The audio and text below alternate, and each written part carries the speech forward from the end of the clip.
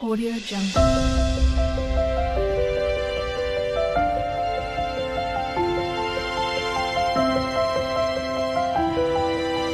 Audio Jungle. యోబు గ్రంథం మొదటి అధ్యాయం. యోబు యొక్క భక్తి జీవితాన్ని గురించి మనం గత దినాన్ని ఆలోచన చేస్తాం. యోబు ఆ దేశంలోనే దేవుని యందు భయభక్తులు కలిగినటువంటి వాడు. అలాగూ దైవభక్తి కలిగినటువంటి వానికి ఎందుకు శ్రమలు వచ్చినాయో మనకి మొదటి 2 అధ్యాయాలు తెలియజేస్తున్నాయి. మొదటి అధ్యాయం. ఊజు దేశమందు యోబు అనే ఒక మనుషుడుండెను. అతడు యథార్థపరుడు, న్యాయవంతుడు, దేవుని యందు భయభక్తులు కలిగి చెడుతనాన్ని విసర్జించినవాడు. అతనికి 7 కుమారులు 3 కుమార్తెలు కలిగిరి. అతనికి 7,000 గొర్రెలు, 3,000 ఒంటెలు, 500 జతల ఎడ్లు, 500 ఆడుగాడిదలు కలిగి బహుమంది పనివారు అతనికి ఆస్తిగా ఉండేది కనుక తూర్పు దిక్కున జనులందరిలో అతడే గొప్పవాడుగా ఉండేడు. దేశములోను ధనవంతుడు, దేశములోను భక్తిపరుడు. అతని కుమారులందరూ అంతులు చెప్పున అనుదినము ఒకరినొకరు తమ తమ ఎండ్లలో విందు చేయనూడినప్పుడు తమ 3 అక్క చెల్లెండ్రు తనతో కలిసి అన్నపానాలు పుచ్చుకోవాలని వారిని పిలిపిస్తూ వచ్చేది.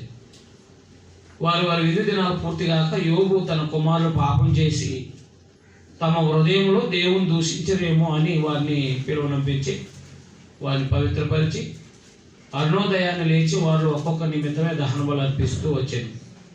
యోబు నిత్యము అలాగూ చేయుచుండేది. ఈ తన బిడ్డలు ప్రతిరోజు ఎక్కడో చోట వాళ్ళ యొక్క గృహాల్లో కూడుకుని విందు చేసుకునేవారు. విందు చేసుకున్న తర్వాత ఒకవేళ హృదయంలో దేవుని దూషించారేమో, ఎక్కడ హృదయంలో ఏ స్థాయికి వెళ్ళారు. తప్పు చేసిన తర్వాత మన వాళ్ళు బాధ్యత తీసుకుంటూ ఉంటారు. కాదు, హృదయంలో కూడా దేవుని దూషించారేమని చెప్పేసి ఆయన అరుణోదయాన్ని లేచి వారు ఒక్కొక్క నిమిత్తం దాన బలు అర్పిస్తూ వచ్చారు. యోబు నిత్యం అలాగూ చేయుచుండాడు అన్నమాట. అందువల్ల తన పిల్లలు కూడా, తను దేవుని భయభక్తులు కలిగినటువంటి వాడుగా ఉన్నాడు. తన పిల్లలను కూడా దేవునికి వ్యతిరేకంగా బ్రతకూడదని, దేవుని దూషించకుండా ఉండాలని ఆయన దేవునికి బలి అర్పించడం అనేది జరుగుతుంది. భక్తిపరులు ఎప్పుడు కూడా తన కుటుంబం కోసం పట్టించుకుంటారు. యోబు కూడా తన కుటుంబం కోసం ఏం చేశాడు? నీతి న్యాయాలు పెంచాలని ఆలోచన చేశాడంట. ఆయన కూడా భక్తిపరులు తన పిల్లల్లో కూడా దేవునికి వ్యతిరేకంగా ఉండకూడదని, దేవునికి అనుకూలంగా ఉండాలని కోరుకుంటూ ఉంటారు. అలాగే ఆయన తన జీవితంలో యథార్థపరుడుగా, న్యాయవంతుడిగా, దేవుని యందు భయభక్తులు కలిగినటువంటి వాడుగా, చెడును విసర్జించినటువంటి వాడుగా తన జీవితాన్ని కొనసాగిస్తున్నాడు. ఆయన అలా కొనసాగిస్తూ తన దైనందినమైన జీవితంలో ప్రతిరోజు పవిత్రంగాను, బీదలకి, దిక్కులేని వారికి, దరిద్రులకి సహకారాలుగాను, అలాగే న్యాయమైన తీర్పులు తీర్చేవాడుగాను, అలాగే తన కుటుంబంలో పరదేశులకి ఆతిథ్యం ఇచ్చేవాడుగా ఇలాగ తన జీవితాన్ని కంటిన్యూ చేసుకుంటూ వస్తున్నాడు అనమాట. అది ఆయన ఇతరులు ఎవరిని ఆశించుకోకుండా ఆయన పవిత్రంగా జీవిస్తూ ముందుకు వెళ్తున్నాడు జీవితం అంతా కూడా. ఇలాగ దేవుని యందు భయభక్తులు కలిగి జీవిస్తూనే ఉన్నాడు. దేవునికి కాపుదల ఉంది. ఆయన యందు భయభక్తులు కలిగి చుట్టూ ఆయన దూతలు కాపులా ఉంటారని చెప్పినట్టుగా ఆయనకి దేవుని కాపుదల ఉంది. అందువల్ల ధనవంతుడు ప్లస్ భక్తిపరుడు కొన్నేళ్ళలాగా తన ఇంటి వారందరితో కూడా దేవుని యందు భయభక్తులు కలిగినట్టు వాడు. అలాగున దేవుని యందు భయభక్తులు కలిగి జీవిస్తున్నప్పుడు క్రీస్తు శిలువ మరణానికి ముందు అపవాది పరలోకం వెళ్ళొచ్చేవాడు. ఏదేన్ తోటలో ఆయన మొదటిగా పాపం చేసినట్టు వారుగా ఉన్న ఆ పాప సంబంధమైన విధానం బట్టి, తనకున్న ఆ అధికారాన్ని బట్టి పరలోకం వెళ్ళి దేవుని పరిశుద్ధుల మీద నేరారోపణ చేసే కార్యక్రమాన్ని జరిగించుకుంటూ వచ్చాడు. ఎప్పుడైతే యేసుప్రభు శిలువ మరణం ఉంచారో అప్పటి నుంచి అపవాది పరలోకానికి వెళ్లకుండా పడద్రోయబడ్డాడు అన్నమాట. అది పడద్రోయబడ్డాడంటే అర్థం. అంతేగాని జగత్తుకు పని ముందు ఒక ఆయన ఒక దేవదూత ఏదో దేవుని మీద తెచ్చించుకుని పడిపోయాడు, ఇది కథ కాదు. ఆ కథ గ్రంథము ప్రవక్తల గ్రంథాలు సరిగ్గా ఎరగినట్టు వాళ్ళు కథ కట్టారని, ప్రకటన గ్రంథాన్ని సరిగా అర్థం చేసుకోలేని వాళ్ళు ఆ కథని వాళ్ళారు. కానీ వాస్తవం ఏంటంటే అపవాది యొక్క ప్రారంభం ఆదికాండం 3వ అధ్యాయమే. అపవాది యొక్క ప్రారంభం ఆదికాండం 3వ అధ్యాయం నుంచి. అందువల్ల అపవాది పాపం చేసేటట్టుగా ప్రేరేపించాడు, ఆదామవ్వలు చేశారు. అందువల్ల అతను కూడా ఒక అధికారం అంటూ ఉందన్నమాట. ఎవరైతే పాపం చేశారో, ఎవరైతే భక్తిగా బ్రతుకుతూ ఉంటారో, భక్తిగా బతికినట్టు వాళ్ళు ఎవరైనా తప్పు చేస్తే వాళ్ళ మీద నేరారోపణ చేస్తూ ఉంటాడు అనమాట. అది మనకి ప్రకటన గ్రంథం 12వ అధ్యాయంలో చెప్పడం జరిగింది. యేసుక్రీస్తు వారు శిలువ మరణానికి ముందు అపవాది పరలోకానికి వెళ్ళి వచ్చేవాడు. యేసుక్రీస్తు వారు శిలువ మరణం తర్వాత అతనికి పరలోకం వెళ్ళడానికి అధికారం లేదు. యేసు రక్తము పాత నిబంధనలో ఉన్న ప్రజల పాపాలు కూడా క్షమించాయి కాబట్టి విశ్వాసుల జీవితాలు. అందువలన శిలువ మరణం తర్వాత ఆయన పరలోకానికి వెళ్లకుండా పడద్రోయబడ్డాడు. అది చూడండి ఒకసారి 12వ అధ్యాయం 7వ వచనం ప్రకటన గ్రంథం. ప్రకటన గ్రంథం 12వ అధ్యాయం 7వ వచనం.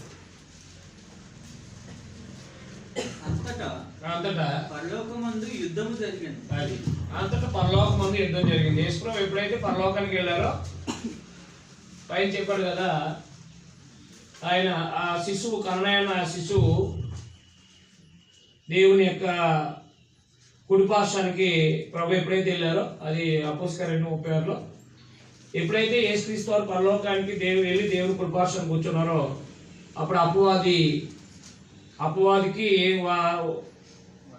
దేవుని యొక్క దూతలకి యుద్ధం జరిగింది. పరలోకమందు యుద్ధం జరిగింది. మీకాయేలును అతని దూతలను ఆ ఘట సర్పముతో యుద్ధం చేయవలనని ఉండగా ఆ ఘట సర్పమును దాని దూతలను యుద్ధం చేశారు గాని గెలవలేకపోయాడు. కనుక పరలోకమందు వారికి స్థలము లేకపోయింది. పరలోకంలో వారికి స్థలం లేకపోయింది. కాగా సర్వలోకమును మోసపుచ్చుచు సర్వలోకాన్ని మోసం చేస్తూ అపవాదిని సాతానని ఆది ఘట సర్పమైన అది చూసారా, ఆది ఘట సర్పం. ఆది అంటే ఆది కాండం 3వ అధ్యాయంలో ఆది ఘట సర్పం ఆయన అపవాది మహాఘట సర్పము పడద్రోయబడ్డాడు. అది భూమి మీద పడద్రోయబడేను. దాని దూతలు దానితో కూడా పడద్రోయబడ్డారు. దాని దూతలు కూడా పడద్రోయబడ్డారు. మరియు ఒక గొప్ప స్వరము పరలోకమందు ఇలాగ చెప్పుట వింటిని, రాత్రింబగళ్ళు మన దేవుని ఎదుట జాగ్రత్త పెట్టుకొని ఈ మాట, రాత్రింబగళ్ళు మన దేవుని ఎదుట మన సహోదరుల మీద నేరం మోపు వాడైన అపవాది అది ఏం చేసేవాడు అనమాట. శిలువ మరణానికి ముందు దేవుని ప్రజల మీద నేరాలు మోపుతూ ఉండేవాడు. ఊరికనేనా అంద ఇప్పుడు చెప్పాడు కదా, అలా అనమాట నేరాలు మోపేవాడు. పడద్రోయబడ్డాడు కనుక ఇప్పుడు రక్షణ శక్తి రాజ్యము దేవుని వైను. ఇప్పుడు అధికారము ఆయన క్రీస్తుదాయెను. అది ఎప్పుడు అధికారం క్రీస్తు అయింది? శిలువ మరణం తర్వాతే కదా. అపోస్తలుల 36లోనే కదా మీరు సిలువేసి చేసిన దేవుడు ప్రభువుగా క్రీస్తుగా నియమించారు. ఎప్పుడైతే యేసుక్రీస్తు వారికి సర్వాధికారం ఎప్పుడు ఇవ్వబడింది? శిలువ మరణం ద్వారా యేసుక్రీస్తు వారికి సర్వాధికారం ఇవ్వబడిన తర్వాత ఆయన రక్తం ద్వారా పాత నిబంధనలు భక్తిపరుల జీవితాలు, భక్తిపరులు అంటూ వారికి కూడా క్షమాపణ కలిగింది కాబట్టి ఇంకా పరలోకానికి వెళ్ళి నేరారోపణ చేయడానికి అధికారం లేకుండా పోయిందనమాట. ఎవరికి? అపవాది. అందువల్ల పడద్రోయబడ్డాడు. అంటే ఇక పరలోకానికి వెళ్లకుండా ఆఫ్ చేయబడ్డాడు అనమాట. అదే మరి పితృల కాలంలో అయితే పరలోకానికి వెళ్ళి వచ్చేవాడు. ధర్మశాస్త్ర కాలంలో అయితే పరలోకానికి వెళ్ళి వచ్చేవాడు. చూడండి జకర్యా గ్రంథం 3వ అధ్యాయం అవుతుంది. ఇదే చేస్తా ఉండేవాడు. జకర్యా గ్రంథం ధర్మశాస్త్రంలోది 3వ అధ్యాయం మొదటి నుంచి. జకర్యా గ్రంథం 3వ అధ్యాయం మొదటి నుంచి మరియు యెహోవా దూత ఎదుట ప్రధాన యాజకుడైన యెహోషువ నిలవబడుటయు సాతాను ఫిర్యాది అయి అతని కుడి పార్శ్వమున నిలవబడుటయు అతడు నాకు కనపరచెను. అది చూసారా, అపవాది ఫిర్యాదు అవడానికి యెహోషువ అంటే అక్కడ ప్రధాన యాజకుడు. ఇది జకరియా గ్రంథం ఉంది కదా, అది చెర నుండి తిరిగి వచ్చిన తర్వాత ప్రవక్త అయిన. చెర నుండి అంటే 70 సంవత్సరాలు బబులోను చెర నుంచి తిరిగి వచ్చిన తర్వాత ప్రవచించిన ప్రవక్త అగ్గై జకరియాలు. ఆ కాలంలో యెహోషువ అనే ఆయన ప్రధాన యాజకుడు, జెరుబ్బబేల్ అనే ఆయన యెరూషలేముకు యూదా గవర్నర్ అయిన. కాబట్టి ఈ యెహోషువ మీద ఫిర్యాదు అయ్యాడంట.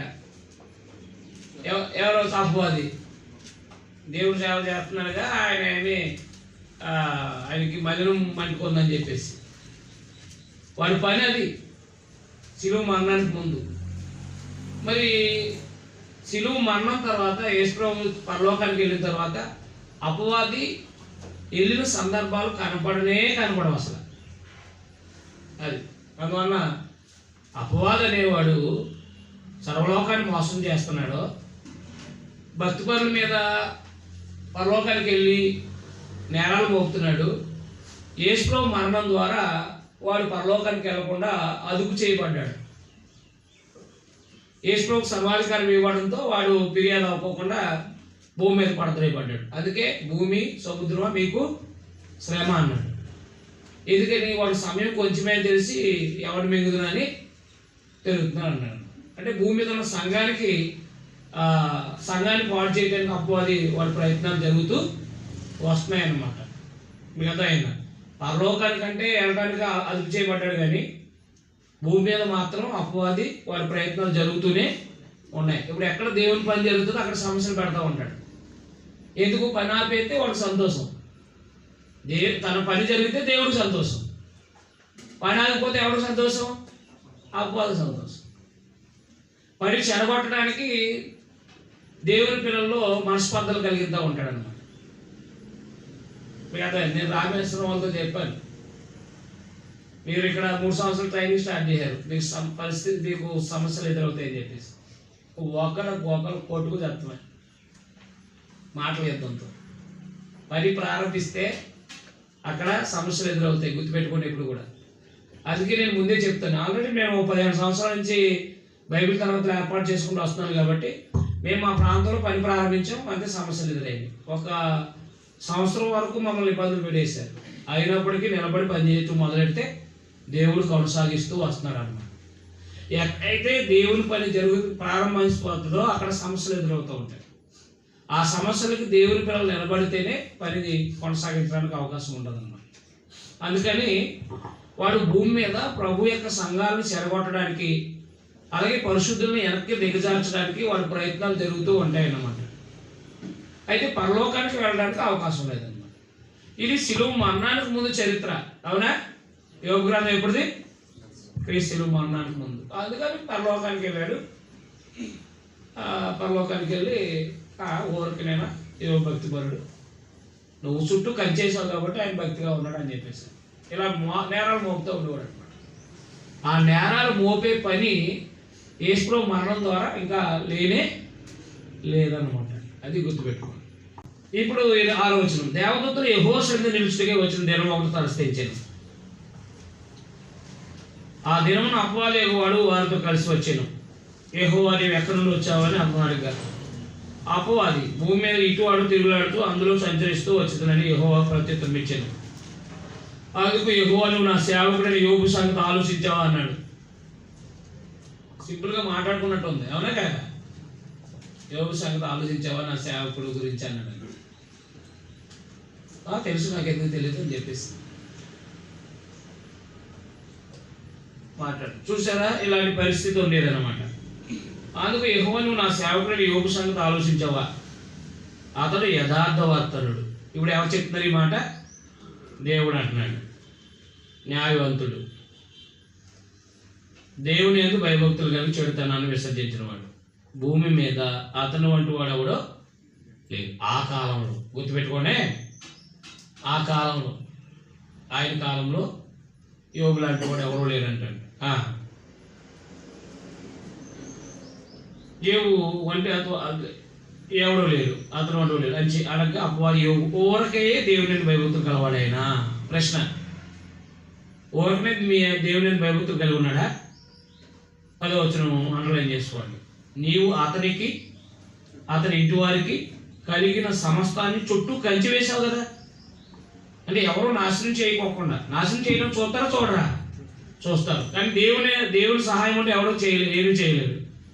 నువ్వు అతనికి అతని ఇంటి వారికి అతను కలిగిన సమస్తాన్ని చుట్టూ కంచి వేసావు కదా. నువ్వు అతని చేతి పని జీవించుచుండు చేత అతని ఆస్తి దేశంలో బహుగా విస్తరిస్తుంది అన్నారు అన్నమాట. అదైనా ఎందుకు భయభక్తులు కలిగి ఉన్నాడో తెలుసా? చుట్టూ కంచేసి అతని ఆస్తిని బహుగా అభివృద్ధి చేస్తున్నావు కాబట్టి భయభక్తులు కలిగి ఉన్నాడు అన్నాడు అన్నమాట. అప్పుడు అపవాదికి దేవునికి మధ్య జరిగిన సంవాదంలో యోబు శ్రమల పాలయ్యాడు అన్నమాట. అయినా నీవు ఇప్పుడు నీ చేయి శాప అతను కలిగిన సమస్త మొత్తిని ఎరలా అతను నీ ముఖం ఎదుటినే దూషించి నేను విడిచిపోవును అని యెహోవాతో అనగా. చూసారా, నువ్వు ఒకవేళ మొత్తం ఆయన తీసే ఆస్తంతా తీసే నేను దూషిస్తాను అన్నాడు. అప్పుడు ఆ పని దేవుడు తీసుకోలేదు, అపవాదికి అప్పచెప్పాడు. యెహోవా ఇదిగో అతనికి కలిగింది సమస్తం నీ వశం ఉంది అంటే అయ్యో అపవాది వశంలో ఉన్నాడు. భక్తి పనులకేమో దేవుడికి ఆపుదాలు ఉంటుంది, అందువల్ల నీ వశంలో ఉన్నాడు. ఇదిగో అతనికి కలిగిన సమస్తం నీ వస్తువు ఉంది, అతనికి మాత్రం ఏ హాని చేయకూడదని అపవాదికి సెలవిగా వాడు యెహోవా సన్నిధి నుండి బయలువెళ్ళెను. ఒక దినం యోబు కుమార్తెలు తన అన్యుల భోజనం చేస్తూ ద్రాక్షరసం పానం చేయుచుండగా ఒక దూత అతని ఎద్దకు వచ్చి ఎద్దులు నాగలి దున్నుచు గాడిదలు వాటి సమీపంలో వేచుండగా షెబాయీలు వాటి మీద పడి వాటిని పట్టుకుని పోయి ఖడ్గంతో పనివారిని హతం చేశారు. జరిగింది నీకు తెలియజేయడం నేను ఒక్కనే తప్పించుకొని వచ్చున్నాను. నేను ఆస్తి పాడు చేయటం మొదలు పెట్టాడు అపవాది. ఆస్తి పాడు చేయటం మొదలు పెట్టాడు అపవాది. అది ఇంకా మాట్లాడుతున్నాం. మరి ఒకడు వచ్చి దేవుని అగ్ని ఆకాశం నుండి పడి గొర్రెను పనివారిని రగలబెట్టి కాల్చివేశాను. దాన్ని తెలియజేయడం నేను ఒక్కనే తప్పించుకొని వచ్చాను నేను.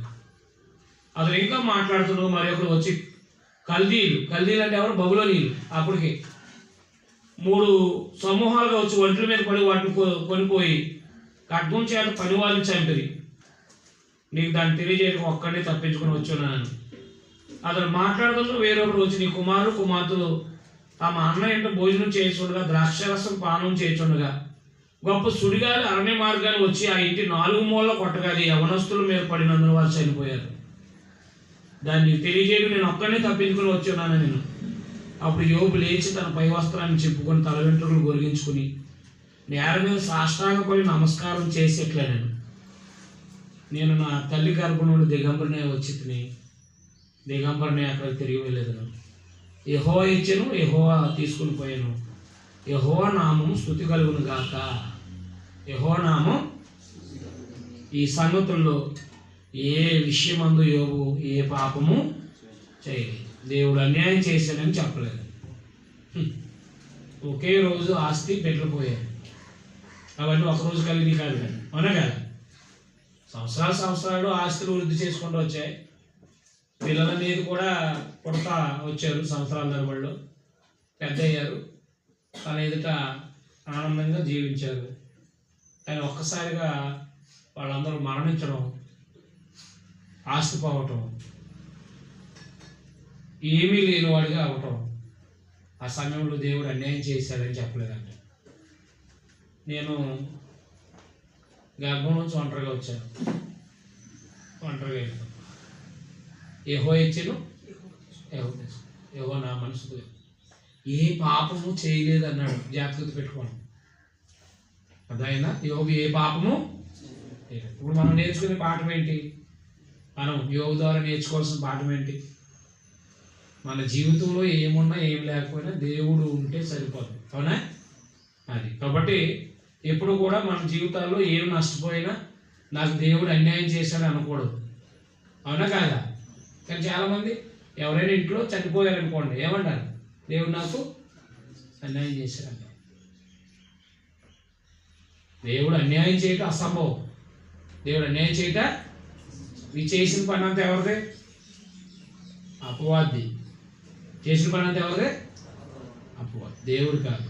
అనుమతి ఇచ్చాడు అంతే తప్ప ఆయన చేతులతో ఆయన నాశనం చేయడు. దేవుడు నాశనం చేయడు, అభివృద్ధి చేస్తాడు తప్ప. అందుకని ఆయన ఇచ్చాడు, తీసుకెళ్ళిపోయాడు. యెహోవా నామమున స్తుతి కలుగును గాక అన్నాడు. మొదటి అధ్యాయంలో దేవుడు యోబు గురించి ఇచ్చిన స్టేట్మెంట్, అవునా? కాబట్టి యోబు ఆస్తి పోయినా దేవునికి వ్యతిరేకంగా మాట్లాడాడు. దేవుడు అన్యాయం చేశాడని మాట వాడలేదు. మరి మనకి ఎన్నో శ్రమల బాధలు వచ్చినప్పుడు దేవుణ్ణి ఉదయంలో అవమానించకూడదు. ఏంటి ఇలా చేస్తున్నావు తండ్రి అని మనం ప్రశ్నించడానికి మనం తగిన వాళ్ళము కాము. గుర్తుపెట్టుకోండి. చాలామంది పైకి అనకపోయినా హృదయంలో దేవుణ్ణి దూషించుకుంటూ ఉంటారు. ఇలా చేస్తాడు దేవుడు, అలా చేస్తాడు అని చెప్పేసి. గుర్తుపెట్టుకోండి, మనం నిమిత్త మాత్రం. ఆయన బ్రతికిస్తే బ్రతికించేవాళ్ళు, జీవాన్ని ఊపిరి కలిగి ఉన్నవాళ్ళు. ఆయన వల్ల మనం బ్రతుకుతున్నాం, చలిస్తున్నాం. ఈరోజు చలనం కలిగి ఉన్నామంటే ఎవరి వల్ల? దేవుడు. అలాంటి మన ఆయుష్కాలం చాలా అల్పమైంది. అలాంటి ఆయుష్కాలం దేవుని వల్ల పొందిన మనము దేవునికి వ్యతిరేకంగా, సృష్టికర్తకు వ్యతిరేకంగా మాట్లాడడానికి మనకి అధికారం లేదు. దేవుడు అన్యాయం చేయడు, అసంభవం. అన్యాయం చేయట అసంభవం. అందువల్ల అపవాది వల్ల వచ్చిన సమస్యలను బట్టి దేవుణ్ణి ఏం చేయలేదు? అవమానించలేదు. పాపం చేయలేదు అన్నాడా? అది మొదటి అధ్యాయం. రెండో అధ్యాయంలో మరొక దినం తటస్థించింది. దేవదూతలు యెహోవా సన్నిధికి వచ్చిన మరి ఒక దినం తటస్థింపగా వారితో కూడా అపవాది యెహోవా సన్నిధిగా వచ్చాను. యెహోవా, నువ్వు ఎక్కడి నుండి వచ్చావని అతను అడిగాడు. అపవాది భూమిలో అటు ఇటు తిరుగులాడుతూ అందరూ సంచరిస్తూ వచ్చింది. నేను యెహోవాకు ప్రత్యుత్తరం ఇచ్చాను. అందుకు యెహోవా, నువ్వు నా సేవకుడైన యోబు సంగతి ఆలోచించావా? అలాగే యథార్థవరుడు. చూసారా, మళ్ళీ రెండోసారి స్టేట్మెంట్ ఇస్తున్నాడు దేవుడు. ఎవరి గురించి? యోబు గురించి. అది యథార్థవరుడు, న్యాయవంతుడై దేవుడిని భయభక్తులు కలిగి చెడుతనాన్ని విసర్జించిన వాడు. భూమి మీద అతను వంటి వాడు ఎవడో లేడు. జాగ్రత్త పెట్టుకోండి. ఇక్కడ నిష్కారణముగా, కారణం లేకుండా. ఏంటిది? నిష్కారణంగా.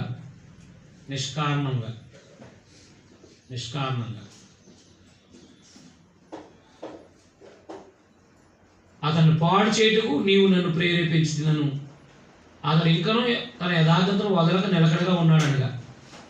అపవాది చర్మం కాపాడుకోవడానికే చర్మాన్ని, తన ప్రాణాన్ని కాపాడుకోవడానికే తను కలిగింది యావత్తు నడిచుడు కదా, మరొకరు ఇస్తాడు కదా, ఆరోగ్యం ఉంది కదా. ఇంకొకసారి నువ్వు చేసారు అతని ఎముకను, అతని దేహాన్ని మొత్తిని ఎలా అతను నీ ముఖం ఎదుటినే దూషించి నిన్ను పిలుచుకోనని చెప్పేసి. అంటే ఆరోగ్యం ఉంది కదా, దేహం బాగుంది కదా, ఆస్తి ఏముంది, మరొకడు ఎవరొకడు ఇస్తాడో అని చెప్పాడు అనమాట. మరొకడు ఇస్తాడని చెప్తే ఏం చెప్పాడు ఆయన? మరలా అవకాశం ఇచ్చాడు రెండోసారి. దేహాన్ని మొత్తడానికి రెండోసారి అవకాశం ఇచ్చాడు. అందుకు యెహోవా అతను నీ వశంలో ఉన్నాడు, అతను ప్రాణం మాత్రం నువ్వు ముట్టొద్దని చదివించాను. కాబట్టి అపవాది యెహోవా సన్నిధి నుండి బయలువెళ్ళి అరకాలం మొదలుకు రెండెత్తు వరకు బాధగల కురుపులతో యోబును మొత్తాను. అతను ఒళ్ళు గోపుకుంటుకే చిల్లపేకి తీసుకుని బూడిదలో కూర్చుండగా అతని భార్య వచ్చి నువ్వు ఇంకా యథార్థతను వదలకుందువా, దేవుని దూషించి మరణం కమ్మన్నాడు. భార్య ఏమంది? నువ్వు ఇంకా యథార్థత వదులుకుంటావా, దేవుని దూషించి మరణం కమ్మను. అందుకు అతడు, మూర్ఖురాలు నువ్వు మాట్లాడుతున్నావు అంటే జ్ఞానం లేనిదిగా మాట్లాడుతున్నావు అన్నాడు అనమాట. మూర్ఖురాలు అంటే చాలా రూడ్ మాట అది, అవునా కాదా? ఎందుకంటే ఆమె కూడా భక్తిపరాలే. నువ్వు అజ్ఞానిగా మాట్లాడుతున్నావు. మనం దేవుని వల్ల మేలు అనుభవించదుమా, కీడు మనం అనుభవింపుతా కదా అని. ఈ సంగతుల్లో ఏ విషయమందు యోబు నోటి మాడుతున్నాయనను పాపము, అవి అండర్లైన్ చేయండి. మొదటి అధ్యాయము ఆస్తిపోయినప్పుడు పాపం చేశాడని పాపం చేయలేదు. రెండవది నోటి మాటతోనైనా అనారోగ్యం వచ్చినప్పుడు కూడా ఆయన పాపం చేయలేదు. తేమానుడు ఎలిఫజు, షూహీడైన బెల్దాదు, నయమాతీయుడు జాఫరు, యోబు ముగ్గురు స్నేహితులు అతనికి సంభవించిన ఆపదలన్నింటిని గురించి వినిన వారే అతనితో కలిసి దుఃఖించుటకు, అతను ఆదార్చుటకు పోవాలని ఆలోచించుకుని తమ తమ స్థలాలు విడిచి వచ్చారు. వారు వచ్చి దూరంగా నిలబడి కన్నులెత్తి చూసినప్పుడు అతను పోల్చలేక తమ వస్త్రాలను చెప్పుకుని ఆకాశం తల మీద దోలు చల్లుకుని ఎలుగెత్తి ఏడ్చిరి. అతని బాధ అత్యధికంగా ఉండేనని గ్రహించి ఎవరినో అతనితో ఒక మాట అయినా పలక రేయింబాగులు 7 దినాలు అతనితో కూడా నేలను కూర్చున్నారంట. స్నేహితులు వచ్చారు, ఆస్తి పోయింది, అనారోగ్యంతో బాధపడుతున్నాడు, చాలా భయంకరమైన పరిస్థితులు అనుభవిస్తున్నాడు ఆయన.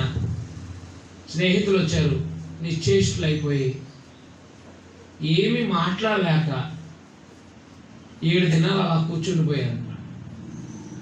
కారణం ఏంటంటే ఆయన దేశంలోనే ధనవంతుడు. ఊజు దేశంలోనే ఎవరైనా ధనవంతుడే. ఆస్తి పోయింది, ఏమీ లేదు, అనారోగ్యం, దేహం కురుపులతో నిండిపోయింది, పరిస్థితి ఆత్మాలు కట్టలేని పరిస్థితి అయిపోయాడు. స్నేహితులు బెల్దదు, జాఫరు స్నేహితులు నిశ్చేష్టులు అయిపోయారు. ఏంటి ఇలా అయిపోయింది? అప్పుడు మొదలు పెట్టారన్నమాట. యోబు నేను భూమి మీదకి రాకుండా ఉంటే బాగుండే అని చెప్పేసి ఆయన తన పుట్టినరోజు శపించుకోవడం మొదలు పెడుతూ ఉన్నప్పుడు స్నేహితులు అందరూ కూడా ఎందుకు ఇలా జరిగింది, యథార్థ పనులు దేవుడు పాడు చేయడే, యోబు పాడయ్యాడంటే ఏదైనా దేవుడికి వ్యతిరేకమైన పాపం చేశాడా, లేకపోతే తన పిల్లలు పాపం చేశారా, ఏంటి కారణం అని చెప్పేసి వాళ్ళు ప్రశ్నించి మాట్లాడుతూ ఉంటారు. యోబు దానికి ప్రత్యుత్తరం చెప్తూ ఉంటాడు. ఇలా ఒక నాటకీయ రంగంలో సాగుతూ ఉంటుంది 37 అధ్యాయం వరకు.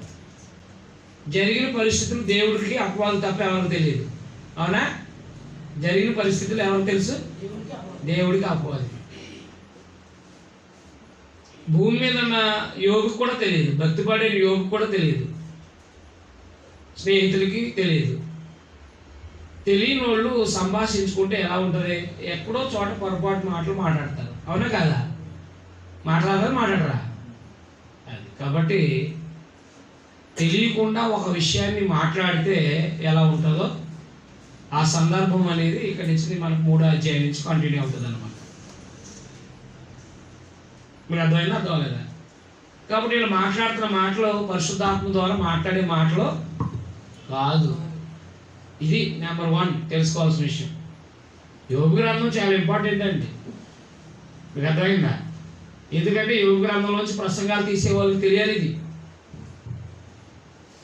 పెద్ద అంటే పెద్దవాళ్ళు అనుకునే వాళ్ళు ఎవరు చాలామంది యోబు గ్రంథంలో తీసుకుని ప్రసంగాలు చేసుకొని ఉన్నారు. అవునా కాదా? అందువల్ల గ్రంథము రాయబడిన ఉద్దేశము, దాని చర్చనీయాంశం తెలియకోకుండా మన ఇష్టం వచ్చినట్టు ప్రసంగాలు చేస్తే దేవుడికి వ్యతిరేకంగా కూడా మనం కూడా మాట్లాడిన వాళ్ళం అవుతామా అమ్మా? అవుతాం. అందుకని చాలా జాగ్రత్తగా మీరు ఆలోచించుకోవాల్సిందిగా మీకు మనవి చేస్తున్నాను. 2వ అధ్యాయంలో తను కలిగిన అనారోగ్యాన్ని బట్టి దేవునికి వ్యతిరేకంగా పాపం చేయలేదని రాసుకోండి. యోబు కలిగిన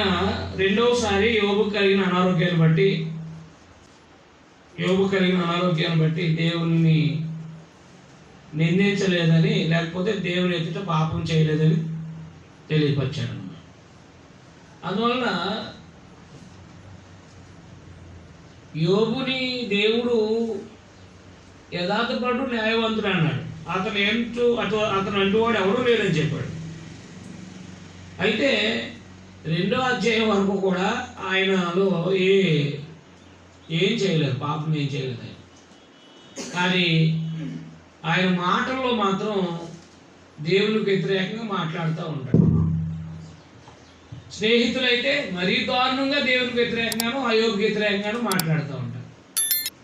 ఇలా దేవునికి వ్యతిరేకంగాను మాట్లాడడం వల్ల వీళ్ళు బుద్ధికి మించిన మాటలు మాట్లాడాలని చెప్పేసి దేవుడు ప్రశ్నలు వేయడం మొదలెడతాడు. ఒకసారి చూడండి, ఈ సందర్భం మీకు అర్థం కావాలి. 39వ అధ్యాయము, క్షమించి 38వ అధ్యాయం అనుకుంటా, ఒకసారి 38వ అధ్యాయం. అప్పుడు యెహోవా సుడిగాల్లో ఇలాగూ యోబునకు ప్రత్యుత్తరం ఇచ్చాను, జ్ఞానం లేని మాటలు చెప్పి ఆలోచన జరుపుతున్న వీడెవడు? పౌరుషం తెచ్చుకుని నడుము బిగించుకొను. నేను నీకు ప్రశ్న వేయదును, నువ్వు దాన్ని నాకు తెలియజెప్పు. నేను ఈ భూమి పునాదులు వేసినప్పుడు నువ్వు ఎక్కడున్నావు అన్నాడు. ఇప్పుడు దాకా 37 వరకు యోబు స్నేహితులు మరొక ఆయన వాళ్ళ ఇష్టం మాట్లాడుకుంటూ వచ్చారు. యోబు కూడా వీళ్ళు మాట్లాడుతున్న దాన్ని బట్టి ఈయన మాటలు కూడా తడబడ్డాయి. అప్పుడు దేవుడు ఏమన్నాడంటే, నేను ప్రశ్నలు వేస్తాను, దానికి సమాధానం చెప్పన్నాడు. ఎవరిని? దేవుడు ప్రశ్న అయితే మానవుడు ఎవరు సమాధానం చెప్తాడు? అవునా? దేవుడు ప్రశ్నలు అయితే, అందుకని సృష్టికి సంబంధించిన ప్రశ్నలు, జంతువులకు సంబంధించిన ప్రశ్నలు, మత్స్యాలకు సంబంధించిన ప్రశ్నలు వేసి చెప్తే ఆయన దానికి ప్రత్యుత్తరం చెప్పలేదు, జవాబు చెప్పలేకపోయాడు. 3వ వచనం 42వ అధ్యాయం. జ్ఞానము లేని మాటల చేత ఆలోచన నిర్ధకం చేయవాడు వీడెవడు? అలాగున వివేచన లేని వాడినైనా నేను ఏమీ నెరగక నా బుద్ధికి మించిన సంగతుల గురించి మాట్లాడాను. అది ఒప్పుకున్నాడు ఆయన. అండర్లైన్ చేయండి ఆ విషయం. ఈ 3వ అధ్యాయం నుంచి 37వ అధ్యాయం వరకు కూడా యోబు కానీ యోబు స్నేహితులు కానీ యోబు ఏం మాట్లాడాడంట? బుద్ధికి మించిన సంగతులను గురించి మాట్లాడాను, ఒప్పుకున్నాడు ఆయన. వివేచన లేని వాడినైనా నేను, అంటే సంగతులు ఎరక్కోకుండా మాట్లాడాను నేను. తర్వాత 7వ వచనంలో, అదే 42:7, యెహోవా యోబుతో ఆ మాటలు పలికిన తర్వాత ఆయన తేమాయను ఎలుపలితో ఇలా సెలవిచ్చాను, నా సేవకుడిని యోబు పలికినట్లు మీరు నన్ను గురించి చెప్తాగా పలకలేదు కనుక నా కోపం నీ మీద నీ ఇద్దరు స్నేహితుల మీద వండుతుంది. ఏలే మాట్లాడారు, ఏ ఇష్టం వచ్చినట్టే ఏమి మాట్లాడేశారు దేవుడికి వ్యతిరేకంగా. అందుకని దేవుడు ఏమన్నాడంటే, ఏమన్నాడు ఆయన? నా సేవకుడిని యోబు పలికినట్లు మీరు నన్ను గురించి చెప్తామని పర్లేదు కనుక నా కోపం నీ మీద నీ ఇద్దరు స్నేహితుల మీద మండుతుంది అన్నాడు. వాళ్ళు కూడా వాళ్ళ ఇష్టం వచ్చినట్టు మాట్లాడేశారు. ఎవరు? యోబు స్నేహితులు. ఆ విషయాలు మనం జాగ్రత్తగా చదువుకుంటూ వద్దాం. మీకు అర్థమైందా? యోబు ఏం మాట్లాడాడు, యోబు స్నేహితులు ఏం మాట్లాడుకుంటూ వచ్చారు. వీళ్ళు మాట్లాడిన మాటలకి దేవుడు సమాధానం. దేవుడు సమాధానం అంటే ఇష్టం వచ్చినట్టు మాట్లాడుకుంటూ వచ్చారు మీరు అని చెప్పేసి దేవుడు అన్నాడు అన్నమాట. అందువల్ల ఎప్పుడు కూడా మనం మాట్లాడేటప్పుడు దేవునికి వ్యతిరేకంగా మాట్లాడకూడదు. గుర్తుపెట్టుకోండి, దేవునికి వ్యతిరేకంగా మాట్లాడడం కూడా పాపమే. అదైనా చేతులతో శరీరంతో చేయకపోయినా దేవుడికి వ్యతిరేకంగా మాట్లాడడం కూడా ఏంటది? పాపమే. దేవుడు కోపాడడానికి కారణం ఏంటి? దేవుడు కోపాడడానికి కారణం ఏంటి? దేవుడికి వ్యతిరేకంగా మాట్లాడితే కోపం వస్తుందా రాదా? మీకు వ్యతిరేకంగా మాట్లాడితే మీకు కోపం వస్తుందా రాదా? మరి దేవుడికి వ్యతిరేకంగా మాట్లాడితే దేవుడు కోపం వస్తుందా రాదా? అందుకని యోబు గ్రంథం ద్వారా మనం నేర్చుకునేవి ఏంటంటే, సంగతులు తెలియకుండా మనం మాట్లాడకూడదు. నెంబర్ 1. అదైనా దేవుని యొక్క బుద్ధి జ్ఞానాలు బాహుల్యాన్ని ఎరక్కోకుండా దేవునికి వ్యతిరేకంగా మాట్లాడకూడదు.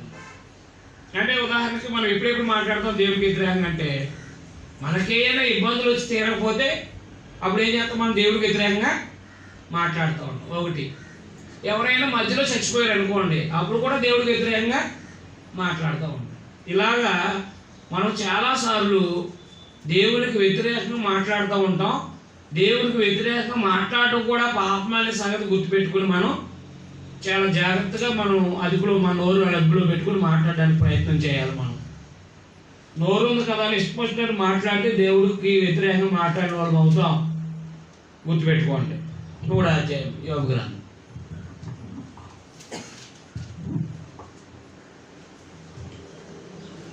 ఆ తర్వాత యోబు మాట్లాడ మొదలుపెట్టి తాను పుట్టిన దినాన్ని శపించాడు. అదే 3వ అధ్యాయం అంతా కూడా. 3వ అధ్యాయం ఏంటి? తన పుట్టిన దినాన్ని శపించుకున్నాడు ఆయన. ఎలాగా? నా తల్లి అంటే బాధను బట్టి మాట్లాడాడు. సుమా గుర్తుపెట్టుకోండి. దేని బట్టి మాట్లాడాడు? బాధ. తన పరిస్థితిని బట్టి మాట్లాడు. నేను ఆ రోజు లేకుండా ఉంటే ఎంత బాగున్నాయి.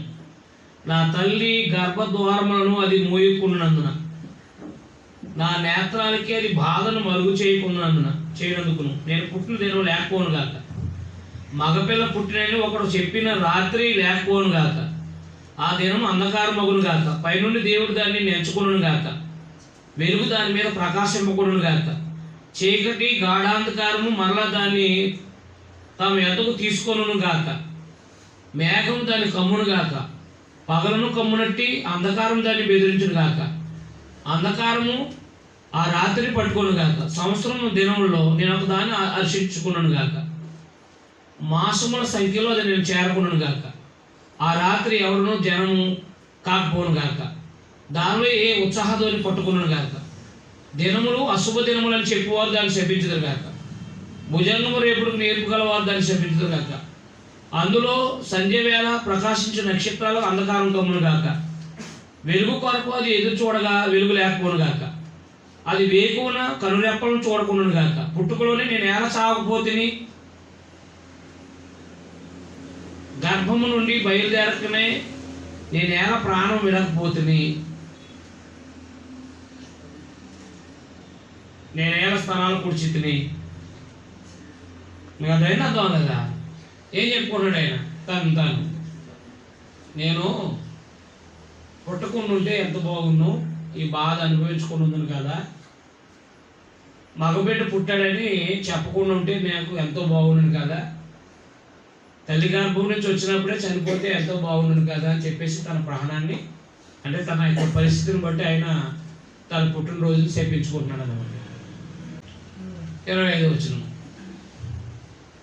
24-25. భోజనానికి మారుగా నాకు నిట్టూర్పు కలుగుతుంది. నా మొరలు నీళ్ళ వల్లే ప్రవహిస్తున్నాయి. ఏది వచ్చినా నేను బహుగా భయపడుతున్నా, అదే నాకు సమయం. నాకు భీతి పుట్టించినదే నా మీదకి వస్తుంది. నాకు నెమ్మది లేదు, సుఖం లేదు, విశ్రాంతి లేదు, శ్రమయే సంభవిస్తుంది. ఇది యోబు 3వ అధ్యాయంలో తన పుట్టిన దినాన్ని శపించుకున్నాడు. నేను లేకుండా ఉంటే ఎంత బాగుండని చెప్పేసి అనుకున్నాడు. అప్పుడు స్నేహితుడు మాట్లాడడం మొదలుపెట్టాడు. 4వ అధ్యాయం యోబు యొక్క మాట్లాడిన దానికి తేముడు ఎలిఫాజు ఇలాగా ప్రత్యుత్తరం ఇస్తున్నాడు. ఎవడైనా ఈ సంగతి ఎత్తి నీతో మాట్లాడిన నీకు వ్యసనం కలుగునా, అయితే వాదింపుకు ఎవడు ఊరుకొనగలడు? అనేకులకు నీవు బుద్ధి నేర్పినవాడు ఎవరు? యోబు. బలహీనమైన చేతులను బలపరిచిన వాడు, నీ మాటలు తొట్టిలు అని ఆదుకొని నేను కృంగిపోయిన మోకాలు గలవాడిని బలపరిచితివి. అయితే ఇప్పుడు శ్రమ నీకు కలగా నువ్వు దుఃఖాక్రాంతుడు అవుతుంది. అది నీకు తగలగా నువ్వు కలవరపడుతున్నావు. నీ భక్తి నీకు ధైర్యం, నీ యథార్థ ప్రవర్తన నీ నిరీక్షణకు ఆధారం కాదా? జ్ఞాపకం చేసుకో, అండర్లైన్ చేయండి. నిరపరాధి అయిన ఒకడు ఎప్పుడైనా నశించినా, ఆయన ఆలోచన అది. ఎప్పుడైనా నిరపరాధి అంటే అపరాధం చేయడం ఎవడైనా నాశనం అయ్యాడా అంటే ఈయన ఆలోచన ఏంటి? నువ్వు నాశనం అయ్యావు కాబట్టి నువ్వు అపరాధి. దేవుడు అన్నాడా, యోగు స్నేహితుడు అన్నాడా? అది గుర్తుపెట్టుకోండి. ఇది సంభాషణ.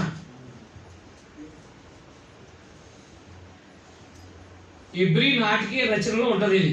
ఎబ్రీ నాటకీయ రచన అది అండర్లైన్ చేయండి మీరు. జ్ఞాపకం చేసుకోను, నిరపరాధైన ఒకడు ఎప్పుడైనా నశించనా, యథార్థ వర్తనులు ఎక్కడైనా నిర్మూలమైరా. దేవుడు యథార్థవంతుడు అన్నాడా అనలేదా? యథార్థవంతుడు ఎక్కడైనా నిర్మూలమైరా.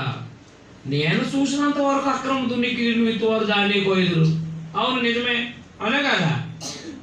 కానీ ఈయన కీడు విత్తలేదు ఎవరు, కానీ ఈయన అనుకుంటున్నాడు నేను చూసినట్టు మటుకు కీడు విత్తే కీడే కోసారు, నువ్వు ఈ బాధ అనుభవిస్తున్నావు అంటే మొత్తం మీద ఏదో తప్పు చేసి ఉంటావు. 18వ వచనం, ఆయన తన సేవకులు నమ్మట్లేదు, తన దూతలేదు లోపాలు కనుగొంటున్నాడు.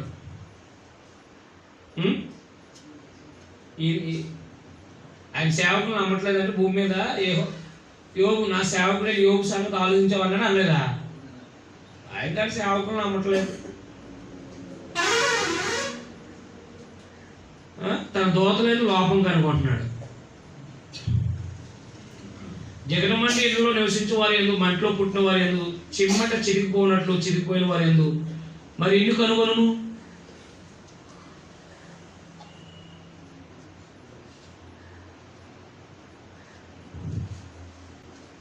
ఎన్నిక లేని వారే సదాకాలం నాశనమైందురు, వారి డేరాత్రాడు తెగవేయబడును, వారి బుద్ధి కలిగి మృతునందురు. అలా జరుగుతున్నది కదా. దేవుడే తన దూతలు నమ్మట్లేదు, అలాంటిది మట్టి దేహాలు ఉన్న మనల్ని ఏం నమ్ముతాడు ఆయన అని చెప్తున్నాడు తన వాదం.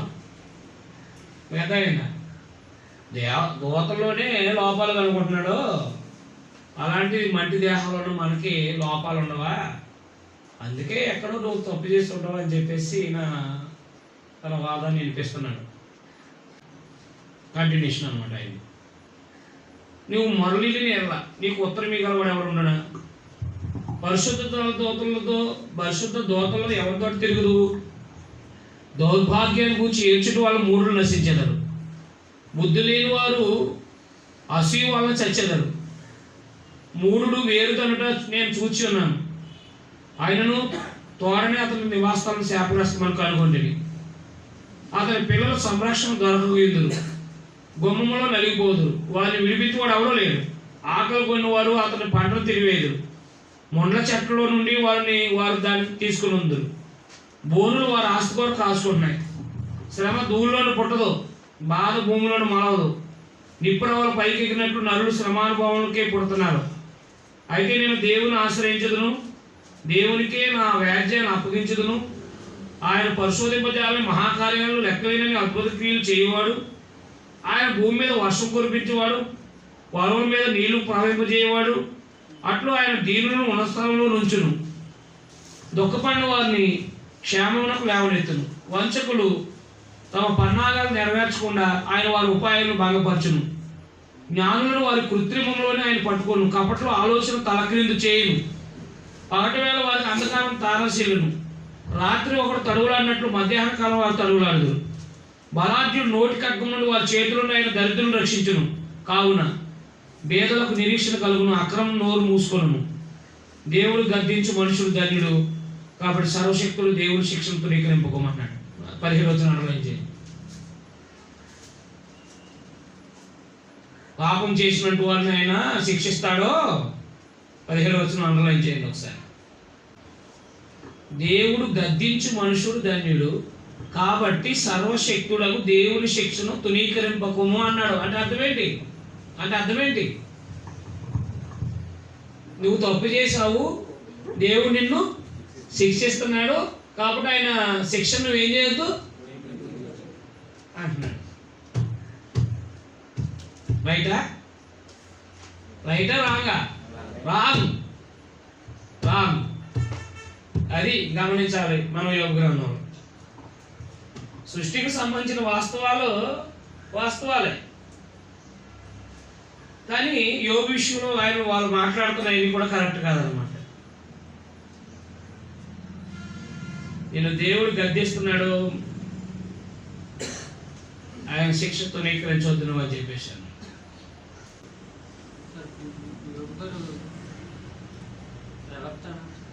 అంతే కదండి. మరి ప్రవక్తన అంటే నిజానికి కుటుంబ యజమానులే కదా ప్రవక్తలు, ప్లస్ తన కుటుంబం కోసం యాజకులు కూడా.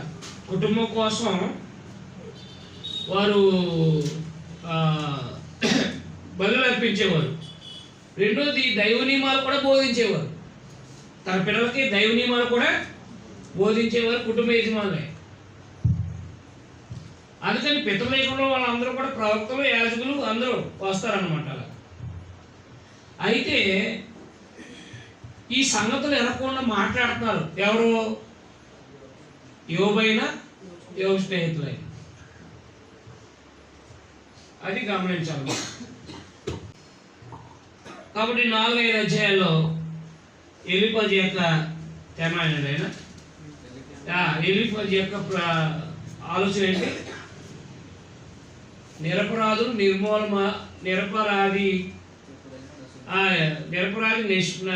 నిరపరాధి నశించడు, నిర్మూలమవుడు, పాపం చేసిన వాడు దేవుడు గద్దిస్తాడు అని నువ్వేదో అపరాధం చేసావు, అందుకే దేవుడు నిన్ను శిక్షిస్తున్నాడని చెప్పేసి ఆయన వాదన వినిపించారనమాట 4-5 అధ్యాయాలు. దానికి యోబు జవాబు. దానికి యోబు ఎట్లని ప్రత్యుత్తరం ఇచ్చాను. నా దుఃఖము చక్కగా తోచుబడును గాక, దాని చలిసూచుడికై నాకు వచ్చిన ఆపద త్రాసులో పెట్టబడును గాక. అలాగున చేసిన ఎవడ నా విపత్తు సముద్రంలో ఇసుకన్న బరువుగా కనబడును. నేను అలా తప్పు చేస్తే నా పరిస్థితి ఇంకా ఎక్కువగా ఉన్నాను. అందువల్ల నేను నిరర్ధకమైన మాటలు పలికి తిని సర్వశక్తుడకు దేవుని అంబులు నాలో చొచ్చాను. వాటి విషమును నా ఆత్మ పానం చేస్తుంది. దేవుని భీకర కార్యాలు నాతో యుద్ధం చేయటకే పంక్తులు తీరుతున్నాయి. అడవిగాడ గడ్డి చూసి వాంటర్ పెట్టినా, ఎద్దు మేత చూసి రంకి వేయినా, ఉప్పు లేక ఎవరైనా రుచి లేని దాన్ని తిందురా, గుడ్లోని తెలుపులోని రుచి కలదా, నేను ముట్టరాలని వస్తువులు నాకు ఏములైనను, అవే నాకు భోజన పదార్థాలు అయిను. ఆహా, నా వెనుక నాకు నెరవేర్చబడును గాక, నేను కోరుదాన్ని దేవుడు నెరవేర్చును గాక. దేవుడు తన ఇష్టానుసారంగా నన్ను నలుపును గాక, చేయి జాడించి ఆయన నన్ను నిర్మూలన చేయను గాక. అప్పుడు నేను పరిశుద్ధ దేవుని మాటలు ఒప్పుకొనకుండా లేదని నేను ఆదరణ పొందుదును. మరియు నేను ఎంత వేదన పడుచున్నాను దాన్ని బట్టి హర్షించను. నా బలం ఏ పడిది? నేను కనిపెట్టుకుంటే ఎలా? నా అంతం ఏ పాడిది? నేను తాలుకుంటే ఎలా? నా బలము రాళ్ళ బలం వంటిదా? నా శరీరం ఎత్తడదా? నాలో త్రాణం ఏమీ లేదు కదా. శక్తి నన్ను బొత్తిగా విడిచిపోయింది కదా. కృంగిపోయిన వాడు సర్వశక్తులు దేవుని యందు భయభక్తులు మానుకున్నాను. స్నేహితులు వానికి దయచూపుదగును. నా స్నేహితులు ఎండిన వాగు వలె, మాయమైపో జలప్రవాహం వలె నమ్మకున్న వారయ్యారు. అండర్లైన్ చేయండి. స్నేహితులు ఇష్టం వచ్చినట్టు వాగుతున్నారు అంటాడు ఆయన.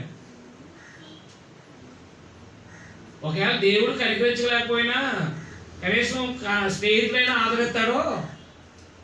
కానీ దేవుడు దయచూపుపోయిన స్నేహితులు దయ చూపిస్తాడు కదా. నా స్నేహితులు ఎండిన వాగు వలె, మాయమోపో జలప్రవాహం వలె నమ్మకున్న వారయ్యారు. 22వ వచనం. ఏమైనా దయచేయదని నేను మిమ్మల్ని అడిగాను. మీరు ఆస్తులోని నా కొరకు బహుమానం ఏదైనా తెమ్మని అడిగాను. భగవాన్ చేతిలో నన్ను విడిపించమని అడిగాను. బాధించు వారి చేతిలో నేను విడిపించమని అడిగాను. నాకు ఉపదేశం చేయండి, నేను మౌనమే ఉండేదను. ఏ విషయం వల్ల నేను తప్పిపోతున్నా అది నాకు తెలియజేయండి. అండర్లైన్ చేయండి. నేను ఏ తప్పు చేశానో నాకు చెప్పమన్నాడు యోబు. నేను పాపం చేశాను అంటున్నారు కదా, నేను నిరపరాధులు అంటున్నారు కదా, దేవుడు నన్ను శిక్షిస్తున్నాడు అంటున్నారు కదా. సరే, మీరు ఇష్టపడుతున్నట్టు వాగు వాళ్ళు ఊగుతున్నారు కదా, నేనేం చేశానో నాకు తెలియజేయమంటున్నాడు. ఏమన్నాడైనా ఏమన్నాడు? ఏ విషయమందు నేను తప్పిపోయినది నాకు తెలియజేయను. కానీ 7వ అధ్యాయం కూడా కంటిన్యూ చేశాడు. కంటిన్యూ చేస్తూ ఆయన ఏమన్నాడంటే, ఏదైనా నా లోపం ఉంటే చెప్పండి. భూమి మీద నరులు కావాలి, యుద్ధం కావాలి కాదా? వారి దినాలు కూలివారి దినాలు ఒకటి కావా? నేడను మీకు అపేక్షిస్తూ దాసుల వలెను, కూలి నిమిత్తం కలిపెట్టుకోని కూలివారి వలెను ఆశలేకే జరుగు నెలలకు నేను చూడాల్సి వచ్చాను. ఆయాసంతో కూడిన రాత్రులు నాకు నియమింపబడి ఉన్నాయి. నేను పనుకున్నప్పుడల్లా ఎప్పుడు లేచినా, రాత్రి ఎప్పుడు గతించినా అని అనుకుందును. తెల్లవారు వరకు ఇటు అటు పొరులుచు ఆయాసపడుదును. నా దేహం పురుగులతో మట్టి పిల్లలతో కప్పబడి ఉంది. నా చర్మం మాని మరలా పగులుతుంది. నా దినములు నేతగాని నాడి కంటే వడిగా గదేస్తాను. తన బాధ వ్యక్తం చేసుకున్నాడండి. రాత్రి వస్తే ఎప్పుడు తెల్లారుతుందా, తెల్లారితే ఎప్పుడు రాత్రి అవుతుందా, అంత బాధపడుతూ తన బాధను వ్యక్తం చేసుకుంటూ వస్తున్నాడు. అందువల్ల ఈయన మాటను బట్టి ఈయన ఏమంటున్నాడంటే, ఆయన బాధను వ్యక్తం చేసుకుంటూ 21వ వచనం అండర్లైన్ చేస్తాం. అంటే 21వ వచనం,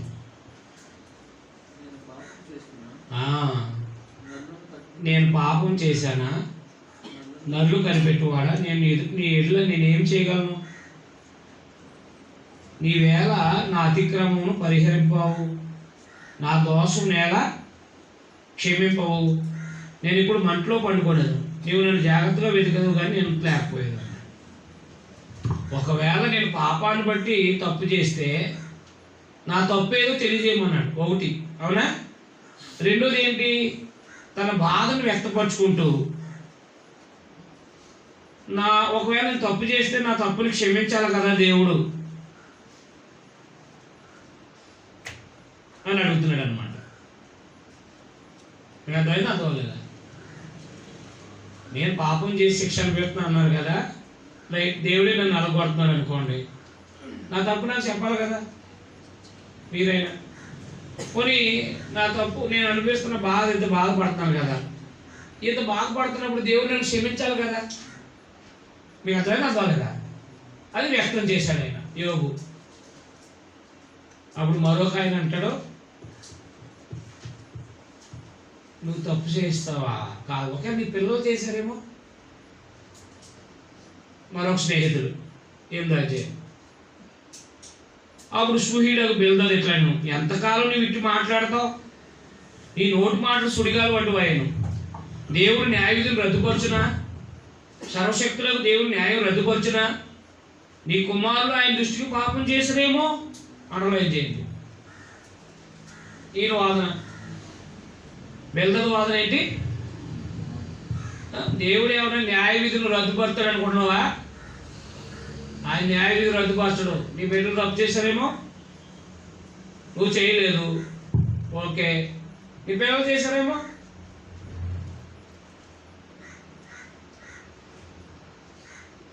కావుననే వారు చేసిన తిరుగువారిని బట్టి ఆయన వారిని అప్పగించనేమో. నువ్వు జాగ్రత్తగా దేవుని వెతికినేలా, సర్వశక్తులకు దేవుని బతిమాలు కొనేలా, నువ్వు పవిత్రుడు యథార్థవంతుడు అయిన ఎడల నిశ్చయంగా నీ అనుశ్రద్ధ నిలుపుతాడు. దేవుడేమో ఆయన్ని యథార్థవంతుడు అంటే, ఒకవేళ నువ్వు యథార్థవంతుడిగా పవిత్రుడిగా ఉంటే ఒకవేళ శ్రద్ధ నిలుపుతాడేమో దేవుడు. ఈయన వాదన, నీ బిడ్డలు తప్పు చేశారేమో,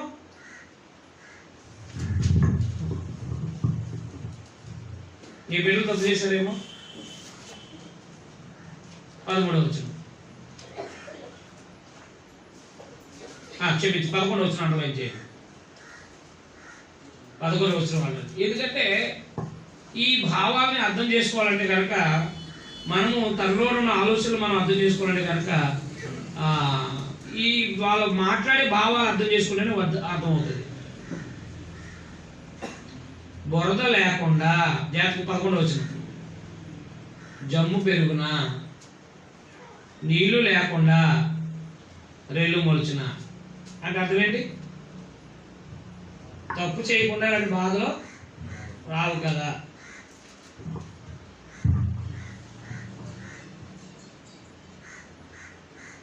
పదమూడవ వచనం, దేవుని మరచువారందరూ కలిసి అట్లే ఉండను, భక్తిహీనుని ఆశ నేర్చుకున్నాను. రెండో స్నేహితుడు ఏమంటున్నాడు, మీ పిల్లలు తప్పు చేశారేమో, అసలు బురద లేకుండా జమ్ము అవ్వదు కదా, అందువల్ల ఒకవేళ తప్పు చేయకుండా శిక్ష రాదు కదా, అందువల్ల నీ పిల్లలు కానీ నువ్వు కానీ తప్పు చేశారేమో అన్నాడు ఈయన. ఎవరో అప్పుడు మళ్ళా యోగ ప్రత్యుత్తరం ఇస్తున్నారు తొందర. అప్పుడు యోగి ఇలాగూ ప్రత్యుత్తరం ఇచ్చాడు, వాస్తవమే, ఆ సంగతి అంతే అని నేను ఎరుగుదును. నరుడు దేవుని దృష్టికి ఎటు నిర్దోషను, వాడు ఆయనతో వ్యాజ్యమాడు గోర్నేళ్ళ 1000 ప్రశ్నలు ఒకదానికైనా వాడు ఆయనకు ఉత్తరం ఇయ్యలేడు. ఆయన మహావివేకి, అధిక బల సంపన్నుడు. ఆయనతో పోరాట తెగించి హాని నొందని వాడు ఎవడు? వాడు తెలియకుండా పర్వతాలని తీసివేవాడు ఆయనే. ఉగ్రత కలిగి వాటిని బారదోయేవాడు ఆయనే. భూమిని దాని స్థలాల్లో నుండి కదిలించేవాడు ఆయనే. దాని స్తంభాలను అదరచేయవాడు ఆయనే. ఉదయం పోద్దని ఆయన సూర్యునికి ఆజ్ఞాపింపగలరు ఉదయపుడు. ఆయన నక్షత్రాలని మరుగుపరచును. ఆయన ఒక్కడే ఆకాశ మండలాన్ని విశాలపరచును. వాడు సముద్ర తరంగాల మీద ఆయన నడుస్తున్నాడు. ఆయన స్వాతి, మృగశీర్షిక, కృతిక అను వాటిని దక్షిణ నక్షత్ర రాశులుగా చేసిన వాడు. ఎవడునూ తెలుసుకోనలేని మహత్తైన కార్యాలని, లెక్కలేని అద్భుత క్రియలను ఆయన చేయించున్నాడు. ఇదిగో ఆయన నా సమీపమును గడిచిపోతున్నాడు, కానీ నేను ఆయన కనుగొనలేను. నా చేరువును పోచున్నాడు, కానీ నేను నాకు కనబడ్డాడు. ఆయన పట్టుకొని పోగా ఆయన అడగించగలవాడెవడు? నీవేం చేస్తున్నావు అని ఆయన అడగదగిన వాడెవడు? దేవుని కోపం చల్లారదు, రహాబు సహాయులు ఆయనకు లోబడదురు. కావున ఆయన ప్రత్యుత్తమించుకు నేను ఎంతటి వాడను? ఆయనతో వాదించు సరైన మాటలు పలుకుటకు నేను ఏ పాటు వాడిని? నేను నిర్దోషిన ఎన్నును ఆయన ప్రత్యుత్తరం చెప్పజాలను. న్యాయకర్త అయినా నేను ఆయన బతిమాలు కొనదగను. మిగతాయన నేనేం చెప్తానయ్యా దేవుడికి?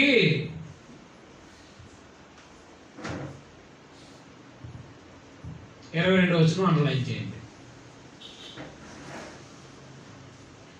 నేను దేవుడిని ఏం వాదిస్తానో, ఒకవేళ నాలో తప్పు లేదని నేనున్నా దేవుణ్ణి ఏం అడగలుగుతాను, ఆయన ఏం చేయాలో చేస్తున్నాడని చెప్తున్నాడు ఈయన.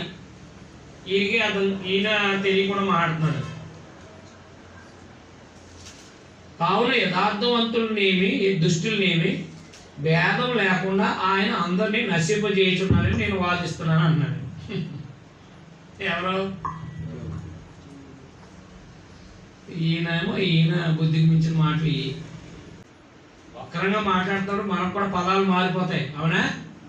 అలాగా దీనికి ఒక కథ చెప్పారు ఒక సోదరు. ఒక ఆయన మేకపిల్లని తీసుకెళ్తున్నాడు. పంతులు గారు మేకపిల్లని తీసుకెళ్తున్నారు. ఓ 3 దొంగలు కొన్ని చోట్ల కాసి, పంతులు గారు బాగున్నారా అని చెప్పిన తర్వాత, ఏంటి సార్ కుక్కలు తీసుకెళ్తున్నారు అన్నారు. ఏంటి మేకను తీసుకెళ్తాడు, కుక్కలు తీసుకెళ్తాడు అంటున్నాడు అని చెప్పేసి తిట్టుకుని ఎదురుకి వెళ్ళిపోయాడు. రెండో వాడు కూడా పలకరించి లాస్ట్ని వెళ్ళిపోతా ఏంటి పంతులు గారు కుక్క పిల్లలు తీసుకెళ్తున్నారు అన్నాడు. అప్పుడు అనుమానంలో పడ్డాడు. ముందు వాడు అన్నాడంటే ఆడికి మతి పోయినట్టు ఉందని చెప్పేసి, రెండో వాడు అన్నాడప్పటికి ఇది అనుమానం వచ్చింది. మళ్ళా కొంతవారం వెళ్ళిన తర్వాత 3వ వాడు మాట్లాడి ఏంటి పంతులు గారు ఏంటి వెళ్ళిపోతా ఏంటి సార్ మేము కుక్క పిల్లట్లా అని ఆడేసాడంట. ఇప్పుడు యువకులు అంత పరిస్థితి అది. మీకు అర్థమైనా అర్థం లేదా? ఈయనేం తప్పు చేయలేదు. వీళ్ళు అంటున్నారు నువ్వు ఏదైనా చేసావేమో అంటున్నారు. అప్పుడు ఈయనకి అనుమానం అవుతుంది, చేసానంటావా? ఒకవేళ చేస్తే ఆయన క్షమించాలి కదా అని ఈయన. ఇక అందరూ ముగ్గురు కూడా తెలియకోకుండా మాట్లాడుతున్నారు. అలాంటి మాటలు అనమాట ఇవి. మీకు అర్థమైందా? అయితే ఈ సృష్టికి సంబంధించిన వాస్తవాలకు మాత్రం వాస్తవాలు. ఏది భూమి గుండ్రంగా ఉంది కానీ మానవుని దేవుడు నిర్మించిన నిర్మాణం కానీ ఇవన్నీ కూడా సృష్టికి సంబంధించిన వాస్తవాలు మాత్రం బాగా మాట్లాడతాం. అంటే ఉన్నదన్నట్టుగా మాట్లాడతాం. అర్థమైనా ఈయన ఏమంటాడంటే ఆయన యథార్థవంతులనేమి దుష్టులనేమి భేదం లేకుండా ఆయన అందరినీ నశింపజేస్తున్నారని నేను వాదిస్తున్నాను. సమూల దంచు ఆకాశం కలిగి నాశనం చేయగా నిర్దోషులు ఆపద చూసి ఆయన హాస్యం చేయను. భూమి దుష్టులకు అప్పగించబడింది. వారి న్యాయాధిపతులు మంచి అట్లు గుర్తింపు లేకుండా ఆయన చేయను. ఆయన గాక ఇవన్నీ జరిగించేవాడు మరి ఎవడో అంటే అర్థం ఏంటి? ఈ శిక్ష అనుభవిస్తున్నా అంటే కారణం ఎవరు? దేవుడు అంటున్నాడు. ఆయన అనుమానం వచ్చేది నీకు కూడా. ఇక భూమి మీద సమస్యలు వచ్చినాయంటే ఎవరు చేయగలరు?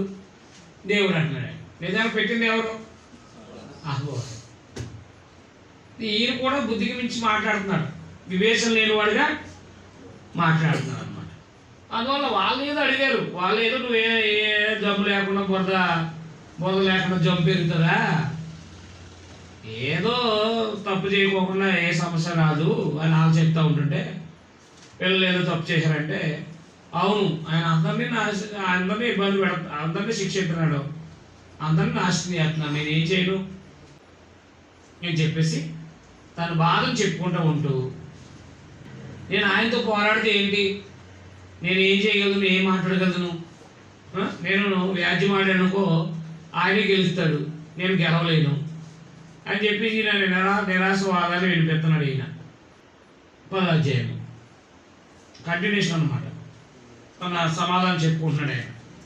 నా బ్రతుకునందు నాకు విసుగు పుట్టింది, నేను అడ్డం లేకుండా అంగలార్చెదను, నా మనోవేకల కొలితే నేను పలికెదను, నా మీద నేరం మోపుకున్నాను, నీవేళ నాతో వ్యాజ్యం ఆడుతున్నామని నాకు తెలియజేయమని నేను దేవునితో చెప్పేదను. ఎందుకు నాయనా నాతో దెబ్బలాడుతున్నావు అంటున్నాను. దౌర్జన్యం చేయటం నీకు సంతోషమా? దుష్టుల ఆలోచన మీద దయా దృష్టి ఉంచడం సంతోషమా? నీ హస్తకృత్యంలో దురీకరించడం నీకు సంతోషమా? నీ నేత్రాలు నలు నేత్రాలు అంటువా? నల్లు ఆలోచన నువ్వు ఆలోచిస్తావా? నీ జీవితకాలము నలుగు జీవితకాలం అంటుదా? నీ ఆయుష్కాల సంవత్సరాలు నలుగు దినాలు అంటువా? నేను దోషిని కాననియు నీ చేతులను విడిపింపగలవాడు ఎవడో లేడని నేను ఎరిగి నీయు. నీవేళ నా దోషాన్ని గురించి విచారం చేస్తున్నావు అనలైజ్ చేయడం వచ్చింది. మాట్లాడుతుంది ఏంటిది?